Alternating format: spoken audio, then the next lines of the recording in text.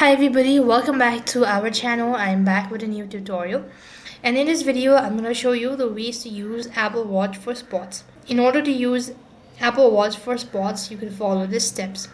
So as you can see, the mention to use an Apple Watch for sports, you could do this procedure. First thing, you could start a workout. So for that, open the workout app, turn the digital crown to choose a workout, and tap on add workout. At the same time, you could also track metrics. So you during a workout, swipe left to see metrics like active calories, heart rate, and distance as well. Apart from it, you could also go ahead and customize workout. For that, you just have to tap next to the workout to modify its settings.